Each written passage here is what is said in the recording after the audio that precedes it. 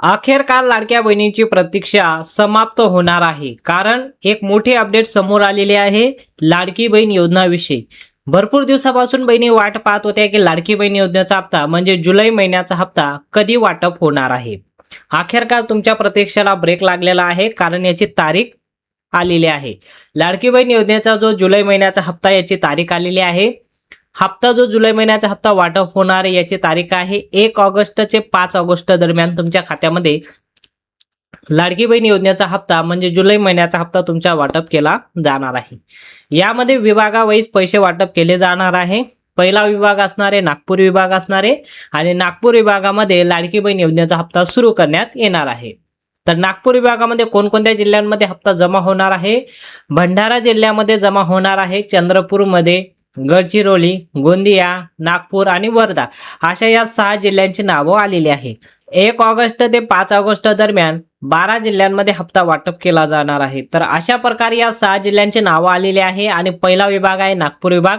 नागपूर विभागामध्ये डायरेक्ट थेट डेबिटीच्या माध्यमातून बँक खात्यात पैसे जमा केले जाणार आहे, हप्ता जमा केला जाणार आहे. दुसरा विभाग येतो अमरावती विभाग. तुम्ही जर अमरावती विभागमध्ये राहत असाल तर अमरावती विभागमध्ये अकोला, अमरावती, बुलढाणा, वाशिम आणि यवतमाळ या जिल्ह्यांमध्ये हप्ता वाटप केला जाणार आहे 1 ऑगस्ट ते 5 ऑगस्ट दरम्यान.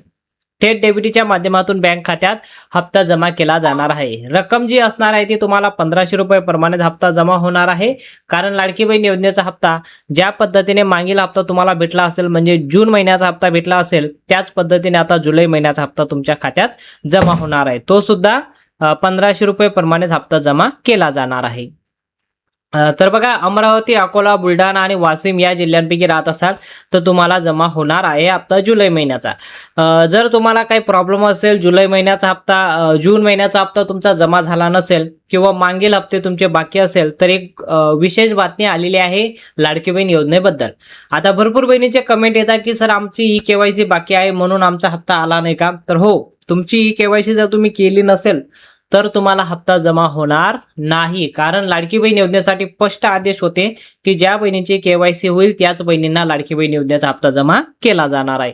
जर तुमची केवायसी बाकी असेल तर तुम्हाला अद्याप हप्ता जमा होणार नाही आणि यापुढे येणारा एकही हप्ता तुमच्या खात्यात जमा होणार नाही. कारण लाडकी बहीण योजनेसाठी पात्रता काय होती की लाडक्या बहिणींनी, ज्या बहिणी पात्र आहेत त्या सर्व बहिणींनी केवायसी करून घेणं गरजेचं आहे, तरच त्यांना हप्ता जमा होईल. ज्या बहिणींनी केवायसी केली नाही त्यांना हप्ता जमा होणार नाही. अशा प्रकारे अपडेट आहे. तर अशा प्रकारे सर्व अपडेट पाहण्यासाठी चॅनलला सबस्क्राईब करा, कारण आपण महाराष्ट्रातील लाडकी बहीण योजनेविषयी एक विशेष अपडेट आपण घेऊन येत असतो आणि लाडकी बहीण योजनेबद्दल एक मोठी अपडेट आलेली आहे. तर व्हिडिओला एक लाईक करा आणि चॅनलला पहिल्यांदा असेल चॅनलला सबस्क्राईब करा. भेटूया पुढच्या मोठ्या अपडेटमध्ये.